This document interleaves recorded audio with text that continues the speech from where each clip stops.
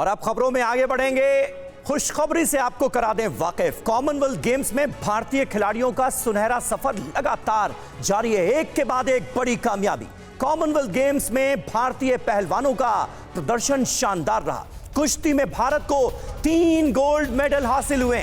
भारतीय पहलवानों ने 1 घंटे में 3 गोल्ड मेडल जीते। बजरंग पुनिया और दीपक पुनिया ने गोल्ड मेडल अपने नाम किया। इसके अलावा साक्षी मलिक ने भी गोल्ड मेडल हासिल कर पदक तालिका में ऊंचे पायदान पर पहुंचा दिया हिंदुस्तान को। तो यह सुनहरी कामयाबी रेसलिंग में हिंदुस्तान के दबदबे की गवाह है। हिंदुस्तान के बाहुबलियों के आगे अच्छों के बेदम होने का सबूत है। भारत के स्टार पहलवान बजरंग पुनिया ने 65 किलोग्राम फ्री स्टाइल के फाइनल में कनाडा के पहलवान को 9-2 से मात देकर गोल्ड अपने नाम किया।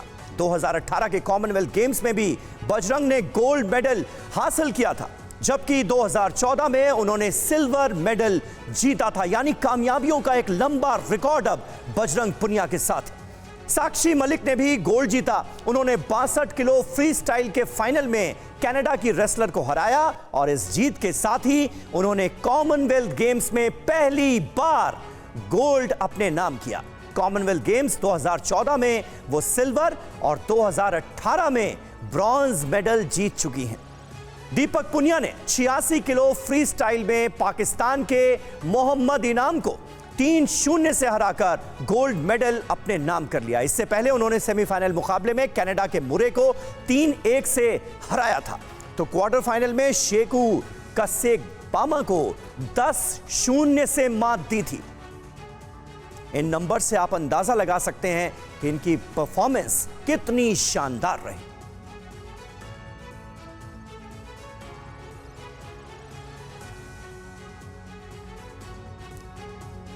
तो हिंदुस्तान का दम बजरंग पुनिया। इससे पहले ओलंपिक में ब्रॉन्ज मेडल जीता इन्होंने।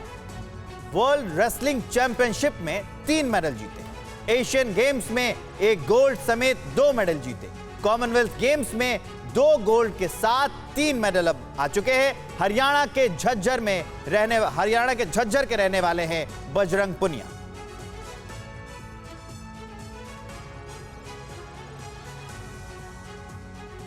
और एक बार फिर हिंदुस्तान के सिर ऊंचा करने वाले बजरंग पुनिया ने गोल्ड मेडल जीतने के बाद क्या कुछ कहा, आइए सुनते हैं। देखिए भाई, हम पहले तो कोई भी चीज़ नहीं मानते, क्योंकि जब भी किसी भी टूर्नामेंट में जाते कोशिश रहती है कि हम बेस्ट करें।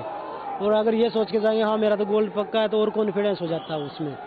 तो मैं मतलब सभी लोग सोचते हैं कि भाई बजरंग अच्छा करेगा, तो मैं अपने आप को भाग्यशाली मानता हूँ कि लोग मुझे इस योग्य समझते हैं कि मैं देश के लिए गोल्ड जीत सकता हूँ। और उसके लिए मैं खूब मेहनत करूँगा कि आप लोगों का विश्वास मैं टूटने ना दूँ। बिल्कुल। और कहते हैं कि ये बाउट का तो लोग फाइनल बाउट से लोग सोच रहे थे कनाडा के विरुद्ध आप 10-0 से जीतेंगे, बट 9-2 हुआ, लेकिन फिर भी काफी डोमिनेटिंग बाउट रहा आपको फाइनल। देखिए, कोई भी बाउट हम अगर ये सोचे कि भाई हाँ मुझे 10-0 ही करना है, 10-0 ही करना, तो ये नहीं हो सकता। बस हाँ ये है कि भाई हम अपनी परफॉर्मेंस में कितना सुधार कर सकते हैं, उस चीज़ को देख के चलते हैं। बिल्कुल। और यहाँ पर भारी मात्रा में भारतीय समर्थक आए थे आपको चीयर करने के लिए, तो ऐसा लग रहा था जैसे कि बर्मिंघम की सरजमीन पर ही भारत लग रहा था। बिल्कुल, इतना प्यार और इतना सम्मान देशवासियों की तरफ से मिल रहा था, और बाहर के खिलाड़ी भी, बाहर के दर्शक भी इतना सपोर्ट कर रहे थे। तो मैं सबको धन्यवाद करता हूँ कि भाई आप लोगों ने इतना सपोर्ट, इतना प्यार दिया है। कोई भी मेडल जीतते हैं तो वो एक अलग महत्व रखता है अपनी उसमें। तो मैं बिल्कुल, दूसरा गोल्ड था मेरा 18 के बाद, और मैं ये सोच के नहीं गया था कि भाई मैं 18 को दोबारा से वो करूँगा कि भाई दोहराना है, या मैं नहीं दोहरा पाया तो क्या होगा। तो मेरा था कि भाई अपनी तरफ से बेस्ट करना है। फिर से एक बार पोडियम पे चढ़े, भारत का राष्ट्रीय ध्वज सबसे ऊपर था, भारत का राष्ट्रीय गान विदेशी सरजमीन पे चढ़ा, वो कितना प्राउड मोमेंट था आपके लिए? बिल्कुल, एक खिलाड़ी के लिए सबसे बेस्ट मोमेंट यही होता है। और मैं अपने आप को भाग्यशाली मानता हूँ कि देशवासियों को मुझे गौरवान्वित होने का मौका दिया है कि भाई हाँ मेरी वजह से सभी देशवासी झंडे को सलाम कर सकते हैं कि वो हमारा झंडा सबसे ऊपर जा रहा है। भारतीय सेना में नायब सूबेदार हैं ये, इनके बारे में जानकारी आपको दे दे। वर्ल्ड चैंपियनशिप में सिल्वर मेडल जीत चुके हैं। एशियन चैंपियनशिप में 4 मेडल जीत चुके हैं बजरंग पुनिया।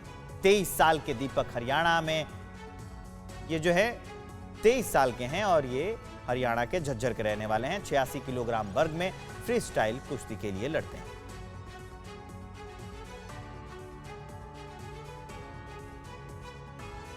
और हिंदुस्तान को सुनहरी कामयाबी दिलाने के बाद दीपक पुनिया की खुशी का कोई ठिकाना नहीं था। उनके लिए यह मुकाबला जितना ज्यादा अहम था उतना ही ज्यादा मुश्किल भी था। जो फाइनल मुकाबला था वो निकटतम प्रतिद्वंदी पाकिस्तान के विरुद्ध था, तो वो मैच को लेकर कुछ था, इसको लोग पहले ही से बना देते एक भारत पाकिस्तान मुकाबला है। हाँ जी, देखो ये सब मैंने सोचा भी था कि ऐसा होता है, ये होता है, तो फिर मैंने जो एक्स्ट्रा प्रेशर था वो बिल्कुल नहीं लिया कि ये सब है।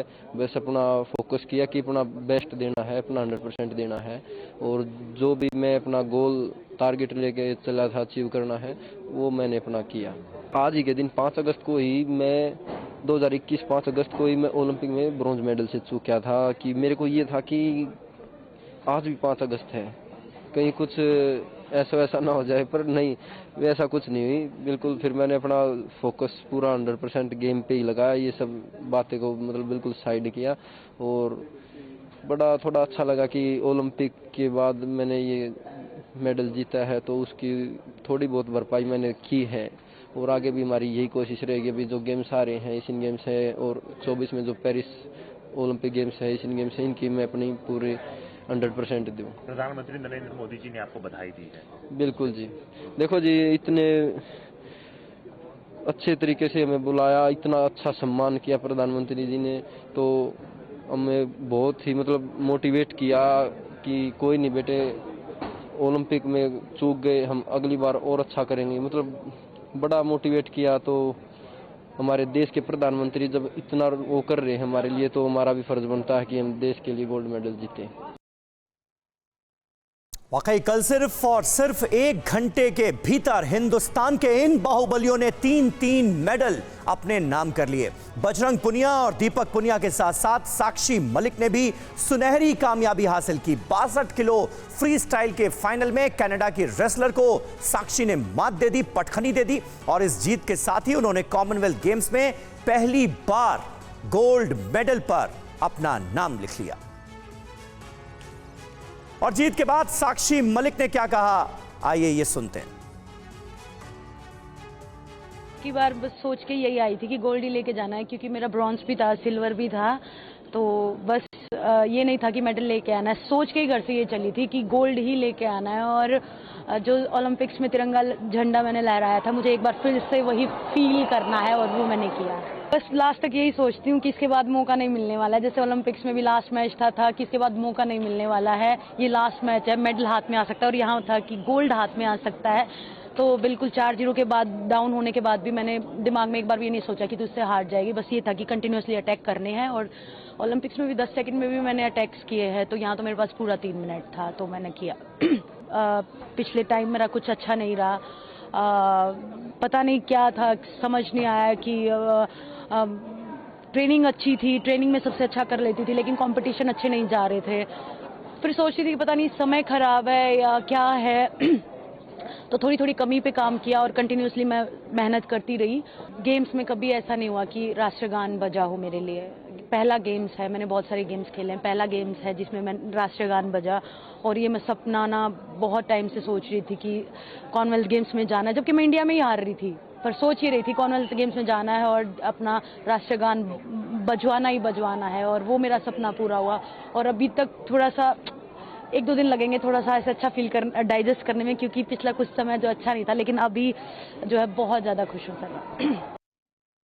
तो अब एक नज़र कॉमनवेल्थ गेम्स के मेडल टैली पर डाल लेते हैं कि मेडल टैली क्या कहती है, कैसे 5वें नंबर पर आ गया है भारत।